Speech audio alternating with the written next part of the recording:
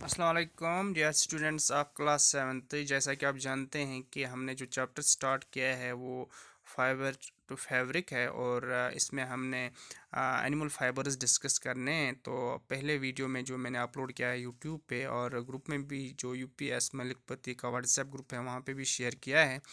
तो मैंने आपको बताया था कि वूल के बारे में हमने डिस्कस किया था और आज जो है हम डिस्कस करने जा रहे हैं सिल्क के बारे में। जिसने पिछला वीडियो मिस किया है वो जाके एक बार जो है उसको ज़रूर देखिएगा। और आज इस वीडियो में हम सिल्क के बारे में जो सेकंड एनिमल फाइबर है उसके बारे में डिस्कस करने जा रहे हैं।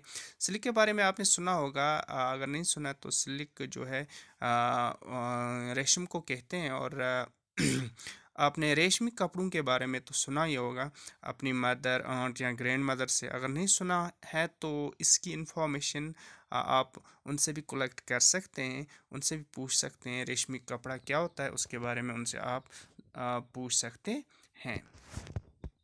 और आपकी जो साइंस बुक है उसका पेज नंबर 31 जो है वहाँ पे सिल्क के बारे में इंफॉर्मेशन दी है कि सिल्क क्या होता है।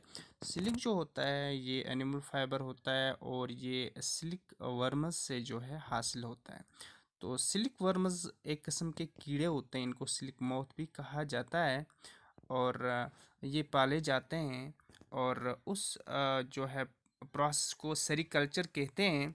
The rearing of silkworms for obtaining silk is called sericulture। ये आप यहाँ पे जो हैं पेज नंबर 31 जो आपकी बुक का है वहाँ पे सेरीकल्चर की डिफिनेशन आपको जो है दी गई है। और इसको आप याद रखिएगा नोट कीजिएगा ताकि आगे अगर एग्ज़ाम में जो है सेरीकल्चर के बारे में कोई क्वेश्चन पूछा जाएगा तो उसका जो आंसर है वो आप लिख सकते हैं। तो सेरीकल्चर जो है, सेरीकल्चर को आप इस तरह याद रख सकते हो, जो साड़ी होती है जो औरतें पहनते हैं तो साड़ी आपको याद रहेगा ही और साड़ी से सेरीकल्चर आपको याद रहेगा। सिल्क किस तरह बनता है, सिल्क मोथ से या सिल्क वॉर्म से किस तरह ऑब्टेन होता है, इसके लिए आगे हम डिटेल में डिस्कस करेंगे। और सबसे पहले हम life history of silk moth या सिल्क वॉर्म है उसकी लाइफ हिस्ट्री के बारे में जानने की कोशिश करेंगे कि इसकी जो लाइफ हिस्ट्री है वो क्या है।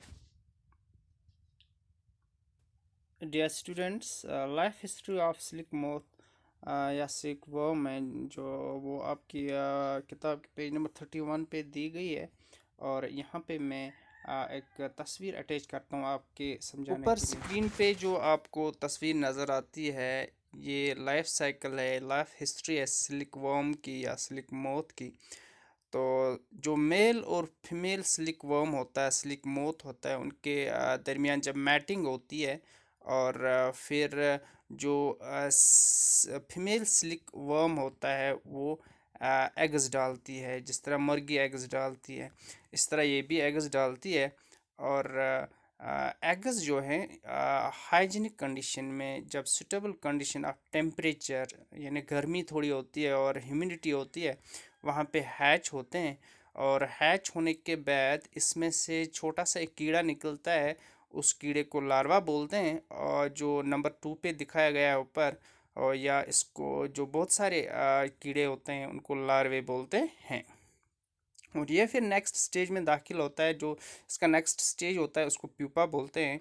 और इस स्टेज में ये अपने इर्द गिर्द नेट डेवलप करता है। जिस तरह स्पाइडर होता है हमारे घर के किसी कमरे के कोने में आपने देखा होगा वो नेट डेवलप करता है, ठीक इसी तरह ये भी नेट डेवलप करता है। लेकिन जिस तरह जो एल्फी होती है जो हम दुकान से लाते हैं जब वो एक्सपोज होती है एयर में वो हार्ड हो जाती है, ठीक इसी तरह इसके बॉडी से जो थ्रेड निकलता है वो भी हार्ड हो जाता है।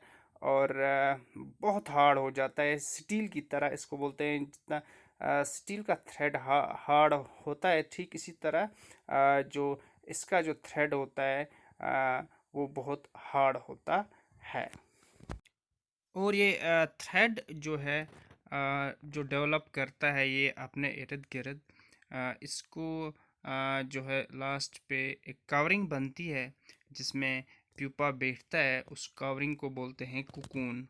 और कुकून में फिर आगे डेवलपमेंट होती है, जैसे आप नंबर 4 पे देखते हो, जो डेवलपिंग मूथ है उसमें थोड़ा चेंज आ जाती है, और कुकून के अंदर फिर इसकी फर्दर डेवलपमेंट होती है, और फिर जो है ये अडल्ट स्टेज में दाखिल हो जाता है। इस तरह लाइफ हिस्ट्री जो है सिल्क मोथ की कंप्लीट होती है।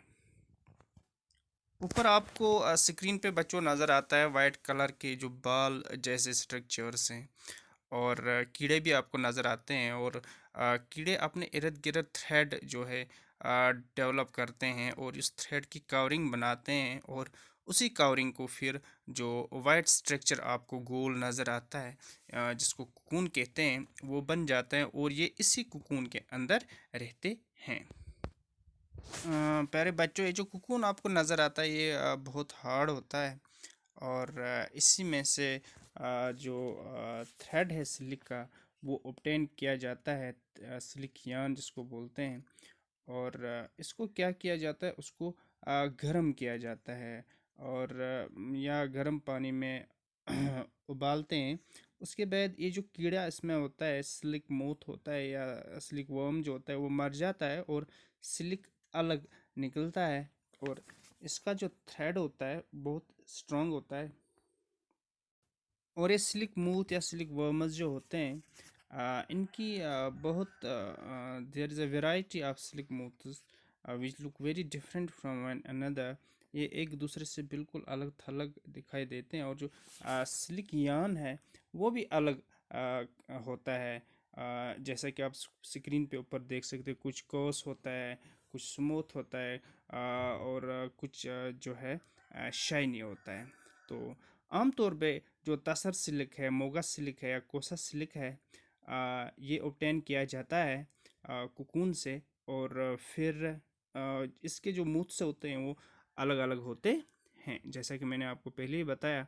और आमतौर पे जो मोस्ट कॉमन सिल्क मूथ है वो है मलबरी सिल्क मूथ, यानी जो तूत के पत्ते के ऊपर पलता है उसको मलबरी सिल्क मूथ बोलते हैं।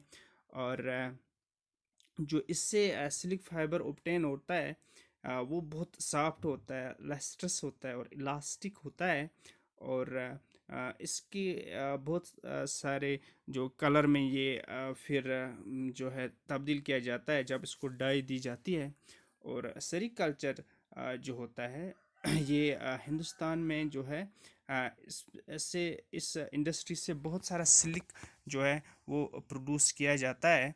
और जो इंडिया है ये सेकंड लार्जेस्ट कंट्री है दुनिया में जब हम सिल्क प्रोडक्शन की बात करते हैं, और फर्स्ट जो है वो चाइना है। और इंडिया की कर्नाटका जो स्टेट है इंडिया की, वहाँ पे जो है सिल्क हिंदुस्तान में ज़्यादा प्रोड्यूस होता है।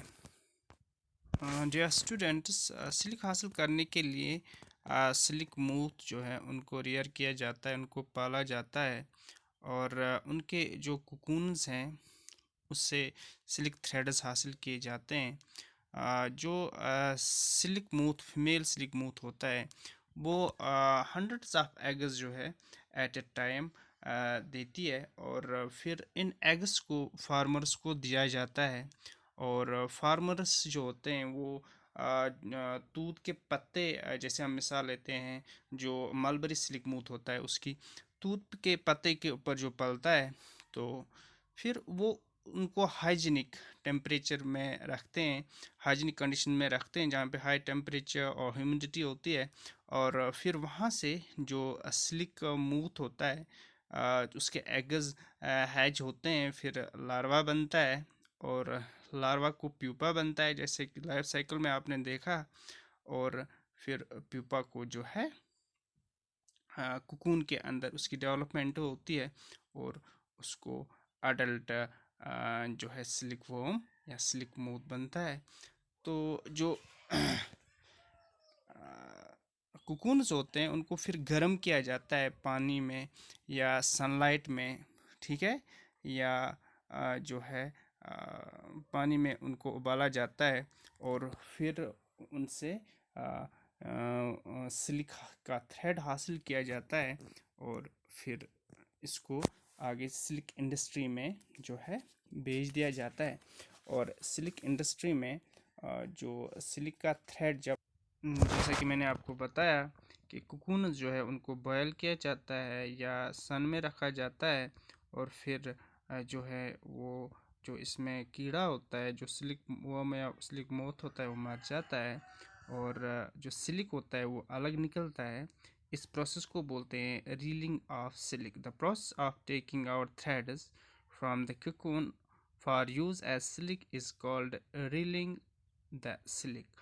इस प्रोसेस को रीलिंग द सिल्क कहते हैं, और रीलिंग स्पेशल मशीन्स में भी की जाती है। उसके बाद सिल्क इंडस्ट्री में जो है इसके कपड़े बनाए जाते हैं फ्रॉम द सिल्क फाइबर्स। तो इस तरह से आपको समझ आया होगा कि किस तरह से रेशमी कपड़े जो हैं, रेशम का कीड़ा जो है वो किस तरह से उसका रोल इसमें रहता है। जो रेशम के कपड़े हैं, जो हमारे पास रेशम के कपड़े होते हैं, उसका थ्रेड तैयार करने में। तो आज के लिए बस इतना ही। दुआओं में याद रखिएगा। अल्लाह हाफिज़।